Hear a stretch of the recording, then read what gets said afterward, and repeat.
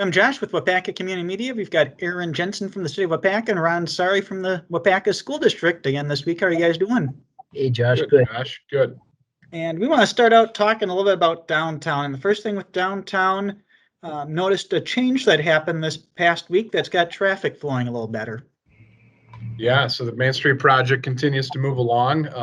People who have been downtown will notice that the Fulton Street intersection is open again, that does help traffic move a little smoother. Takes some pressure off of that Union Street and Washington Street intersection that got to be so busy. Even though I think there are still some people who don't know that Fulton Street is open. So I think I encourage people to use that larger intersection right on the corner of the library front lawn there. So. And the other big thing, first big event coming back to downtown, although it's pushed off a couple blocks from where it traditionally is, Strawberry Fest is this weekend. Yeah, this year is a year where we had to come up with some alternative sites for a lot of events that are usually in the Main Street area. Strawberry Fest is the first of those, although the farmers market is going every Saturday now too. Other ones will be Oktoberfest and Arts on the Square, which will be by the rec center. But this weekend is the start of the big one, and that's Strawberry Fest. That'll be located off of Jefferson Street there in that area, in between Trinity Church and the back of the chamber office. That's where a lot of the activity is going to be focused. Badger Street will be open, but there will be parking in the downtown area. The one thing I want to note is that I think they're still looking for a lot of volunteers. So if anybody can have some time to spare this Saturday, anytime between 6:30 a.m. to, late afternoon, early evening on Saturday, I would encourage them to call the chamber. That is 715-258-7343. And just let them know you're willing to volunteer, because I know I've seen a number of emails go out the last couple of days looking for some help. So we want to talk a little bit about school safety now. There's some protocols you're working on to improve or build on your school safety program. You want to tell us the latest on that, Ron? Yeah, sure. Well, if you remember back in September of 2019, we had a safety issue that popped up. We had a threat of a shooting, and nothing happened, but a threat was made. And so it really kicked into gear review of our protocols. What are we actually doing? It kicked into gear a series of meetings. We created a community safety committee where we shared our protocols of what we're doing. We shared the Department of Justice trainings that we need to take. One of them building into our protocol threat assessments. We also went through a safety audit through the Wisconsin School Safety Association, and they all provided us feedback.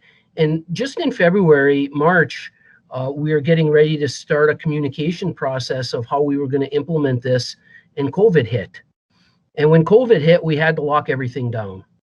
But now that, we're starting to move back to normalcy and we're starting to plan for the fall,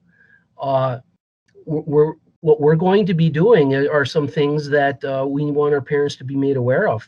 And one of them is, for instance, at the buildings, including the WLC, parents are not going to be bringing their kids into the building and dropping them off, or at the end of the day, picking them up by going into the building. That part will remain, COVID or no COVID. And we know that does not make a lot of people happy. Parents like to go in, and for a variety of reasons. And I'm very sympathetic for those reasons. I get it.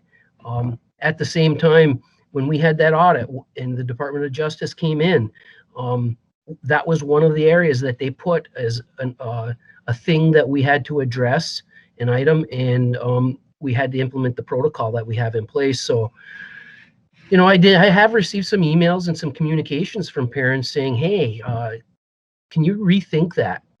And when it comes to safety, in ensuring that our students are safe before school, during school, after school, we have to keep that in place. And that's what the experts said.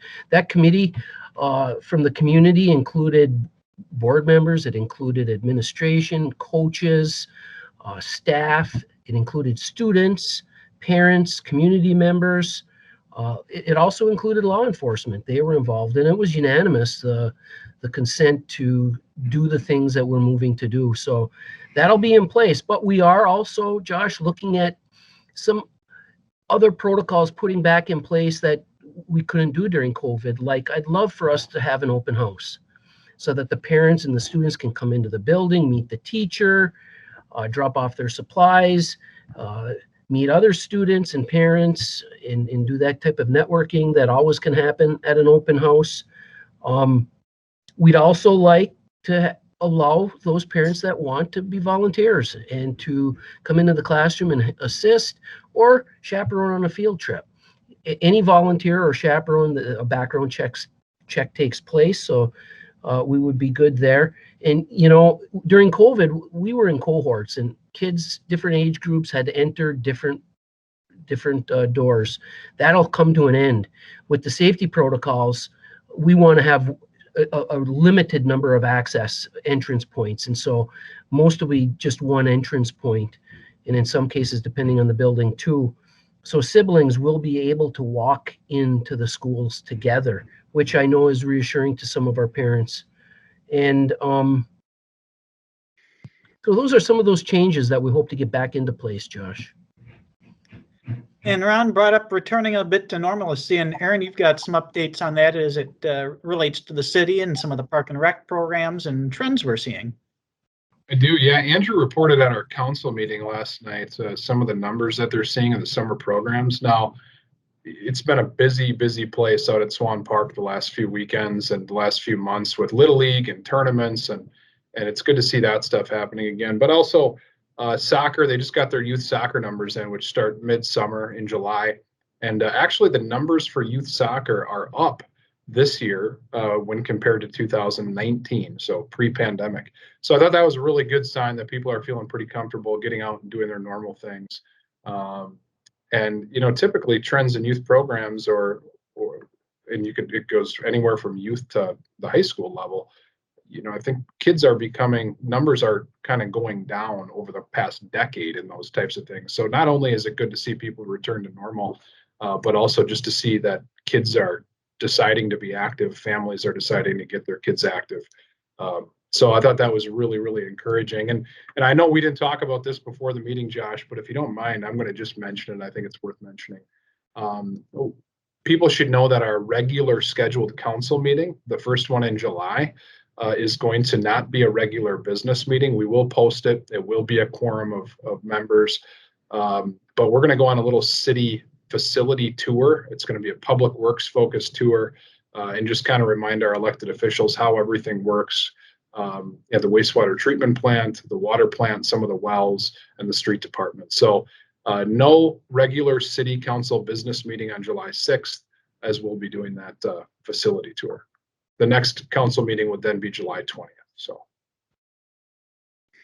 Well, Ron, Aaron, appreciate the updates this week. Yeah, thanks for having us, Josh. Have a good week.